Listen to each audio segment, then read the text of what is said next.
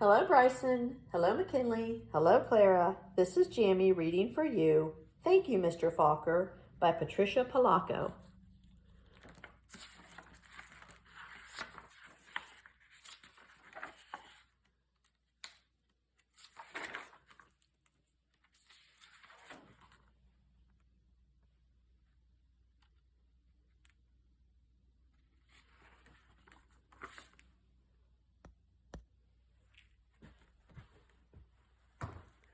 The grandpa held the jar of honey so that all the family could see, then dipped the ladle into it and drizzled honey on the cover of a small book.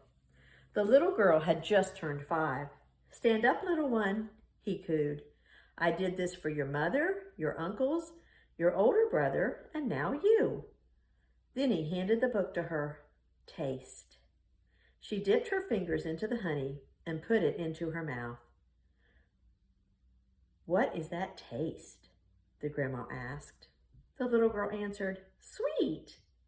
Then all of the family said in a single voice, "Yes, and so is knowledge. But knowledge is like the bee that made that sweet honey. You have to chase it through the pages of a book." The little girl knew that the promise to read was at last hers. Soon she was going to learn to read. Tricia, the littlest girl in the family, grew up loving books. Her schoolteacher mother read to her every single night. Her red-headed brother brought his books home from school and shared them.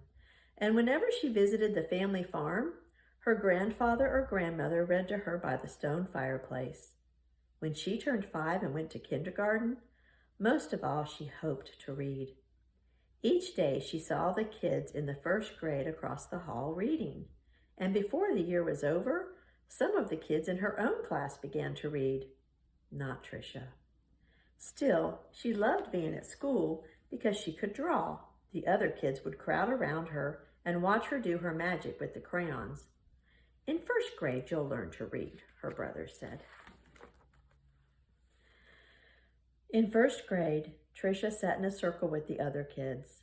They were all holding Our Neighborhood, their first reader, sounding out letters and words. They said b, oi, boy, and ook, look. The teacher smiled at them when they put all the sounds together and got a word right.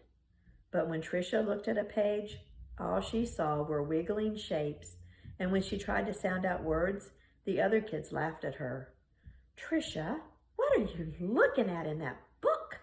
they'd say. "I'm reading," she'd say back to them. But her teacher would move on to the next person. Always when it was her turn to read, her teacher had to help her with every single word. And while the other kids moved up into the second reader and the third reader, she stayed alone in Our Neighborhood. Tricia began to feel different. She began to feel dumb. The harder words got for the little girl, the more and more time she spent drawing. How she loved to draw, or just sitting and dreaming, or when she could, going for walks with her grandmother. One summer day, she and her grandma were walking together in the small woods behind their farm. It was twilight. The air was sweet and warm. Butterflies were just coming up from the grasses. As they walked, Tricia said, "Grandma, do you think I'm different?" "Of course," her grandma answered. "To be different is the miracle of life. You see all those little fireflies? Every one is different." "Do you think I'm smart?" Tricia didn't feel smart. Her grandma hugged her. "You're the smartest, quickest, bravest, dearest little thing ever." Right then, the little girl felt safe in her grandma's arms. Reading didn't matter so much. Tricia's grandma used to say that the stars were holes in the sky. They were the light of heaven coming from the other side. And she used to say that someday she would be on the other side where the light comes from. One evening they lay on the grass together and counted the lights from heaven. "You know," her grandma said, All of us will go there someday. Hang on to the grass, or you'll lift right off the ground, and there you'll be." They laughed and both hung on to the grass. But it was not long after that night that her grandma must have let go of the grass, because she went to where the lights were on the other side. And not long after that, Tricia's grandpa let go of the grass too. School seemed harder and harder now. Reading was just plain torture. When Sue Ellen read her page or Tommy Bob read his page, they read so easily that Tricia would watch the tops of their heads to see if something was happening to their heads that wasn't happening to hers. And numbers were the hardest thing of all to read. She never added anything right. "Line the numbers up before you add them," the teacher would say. But when Tricia tried, the numbers looked like stacks of blocks, wobbly and ready to fall. She just knew she was dumb. Then one day her mother announced that she had gotten a teaching job in California, a long way from the family farm in Michigan. Even though her grandma and grandpa were gone, the little girl didn't want to move. Maybe, though, the teachers and kids in her new school wouldn't know how dumb she was. She and her mother and brother moved across the country in a two-tone 1949 Plymouth. It took 5 days. But at the new school, it was the same. When she tried to read, she stumbled over words. The cat ran. She was reading like a baby in the 3rd grade. And when her teacher read along with them and called on Tricia for an answer, she gave the wrong answer every time. "Hey, dummy," a boy called out to her on the playground. "How come you're so dumb?" Other kids stood near him and they laughed. Tricia could feel the tears burning in her eyes. How she longed to go back to her grandparents' farm in Michigan. Now Tricia wanted to go to school less and less. "I have a sore throat," she'd say to her mother, or "I have a stomach ache." She dreamed more and more and drew more, and she hated school. Then, when Tricia started 5th grade, the school was all abuzz. There was a new teacher.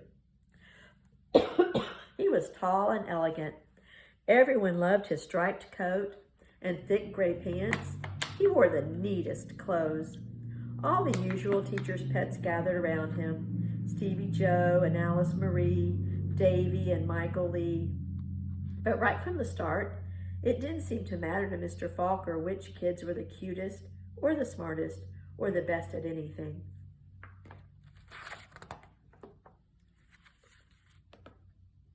Mr. Falker would stand behind Tricia whenever she was drawing and whisper, "This is brilliant, absolutely brilliant.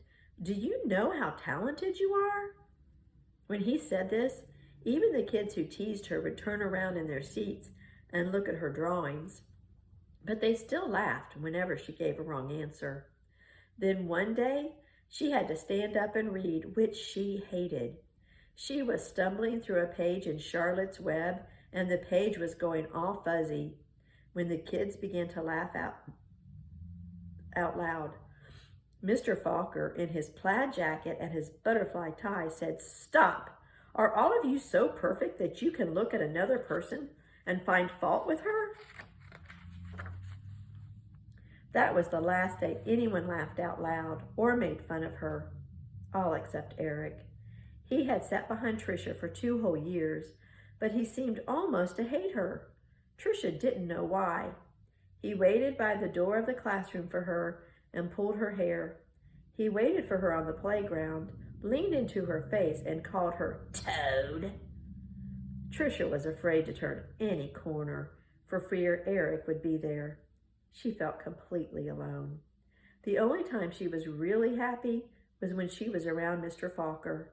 He let her erase the blackboards.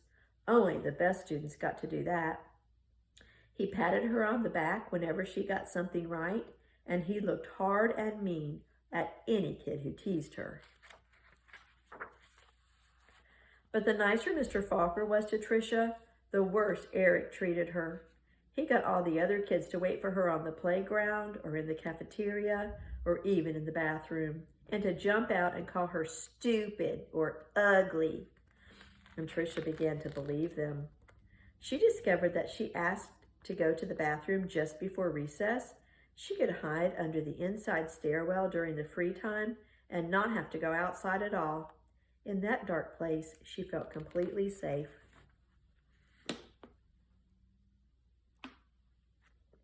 But one day at recess, Eric followed her to her secret hiding place. "Have you become a mole?" He laughed, and he pulled her out into the hall and danced around her. "Dumbbell, dumbbell, maggoty old dumbbell." Tricia buried her head in her arms and curled up in a ball. Suddenly, she heard footsteps. It was Mr. Falker. He marched Eric down to the office. When he came back, he found Tricia. "I don't think you'll have to worry about that boy again," he said softly. "What was he teasing you about, little one?" "I don't know," Tricia shrugged.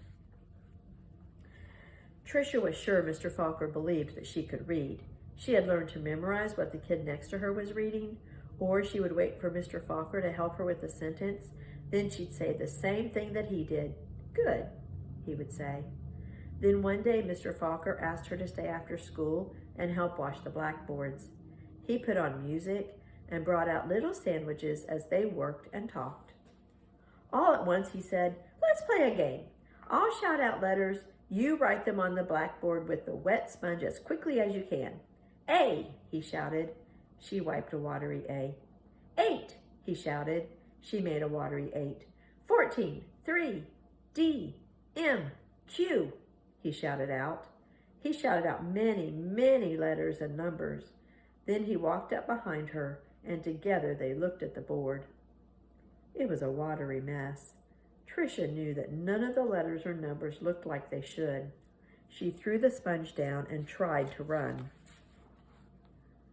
But Mr. Falker caught her arm and sank to his knees in front of her. "You poor baby," he said.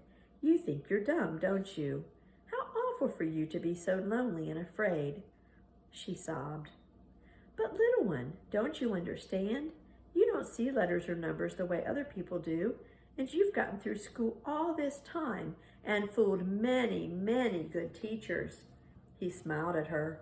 That took cunning and smartness and such bravery. Then he stood up and finished washing the board. "We're going to change all that, girl. You're going to read. I promise you that."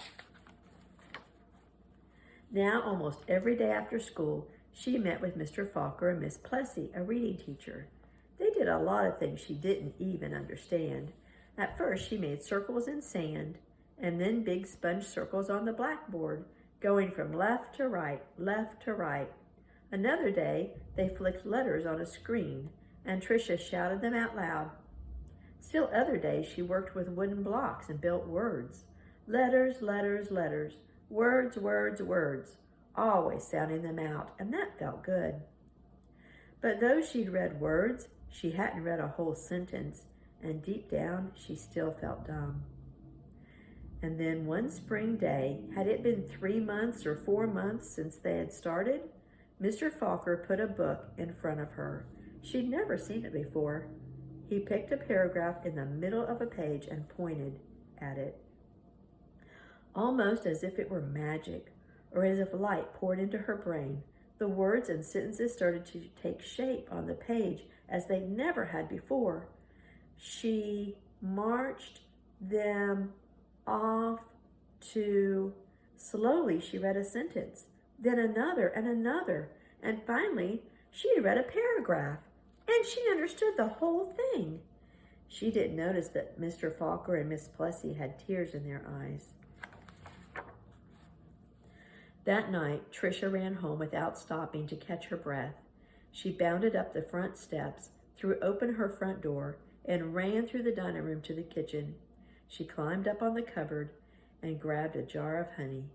Then she went into the living room and found the book on a shelf, the very book that her grandpa had shown her so many years ago. She spooned honey on the cover and tasted the sweetness and said to herself, "The honey is sweet, and so is knowledge, but knowledge is like the bee who made the honey. It has to be chased through the pages of a book." Then she held the book, honey and all, close to her chest. She could feel the tears roll down her cheeks, but they weren't tears of sadness. She was happy, so very happy. The rest of the year became an odyssey of discovery and adventure for the little girl. She learned to love school. I know, because that little girl was me, Patricia Polacco. I saw Mr. Falker again some 30 years later at a wedding. I walked up to him and introduced myself. At first he had difficulty placing me. Then I told him who I was and how he had changed my life so many years ago. He hugged me and asked me what I did for a living. "Why, Mr. Falker," I answered. "I make books for children." "Thank you, Mr. Falker. Thank you." The end. I love you.